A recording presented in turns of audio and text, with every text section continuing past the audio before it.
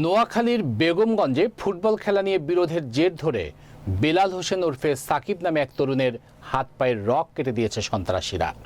নোয়াখালীর জেলা প্রতিনিধি বেলাল হোসেন নাইমের প্রতিবেদনে দেখুন বিস্তারিত। 29 জুন শনিবার দুপুর 12:30টার দিকে উপজেলার আমানুল্লাহপুর ইউনিয়নের 1 নং ওয়ার্ডের কাচিহাটা গ্রামের হাওলাদার বাড়িতে এই ঘটনা ঘটে।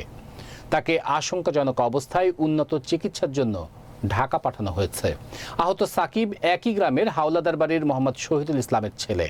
সে স্থানীয় সুলতানপুর স্কুল অ্যান্ড কলেজের দ্বাদশ শ্রেণীর ব্যবসা শাখার ছাত্র।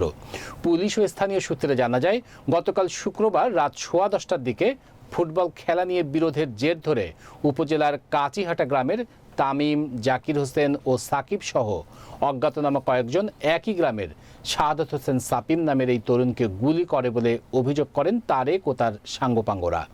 এ ঘটনাকে কেন্দ্র করে শনিবার দুপুরে সাপিম অনুসারী তারিক বাহিনীর প্রধান তারেক ও শান্তসহ 10-12 জন সাকিবের বাড়িতে হামলা চালায়। ওই সময় তারা সাকিবকে বাথরুম থেকে টেনে হিঁচড়ে বাইরে নিয়ে আসে। এক পর্যায়ে এলোপাতাড়ি কুপিয়ে তার হাত পায়ের রক কেটে দেয়। পরে স্থানীয় লোকজন তাকে গুরুতর আহত অবস্থায় প্রথমে বেগমগঞ্জ উপজেলা স্বাস্থ্য কমপ্লেক্সে নিয়ে যায়। কর্তব্যরত চিকিৎসক প্রাথমিক চিকিৎসা শেষে তাকে 250 শয্যা বিশিষ্ট নোয়াখালী জেলা হাসপাতালে প্রেরণ করে। সেখান থেকে তাকে উন্নত চিকিৎসার জন্য ঢাকায় পাঠানো হয়েছে।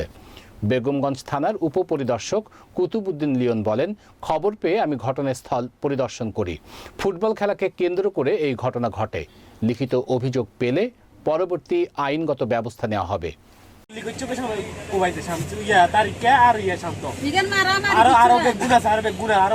এটা হইছে কোন জায়গায়? ঘটনা হইছে কোন জায়গায়? ঘরের ভিতরে বাথরুমের মধ্যে বড় বাথরুমে হাঁটা সিটকে আটকা লাইছি না তো টানি বার করে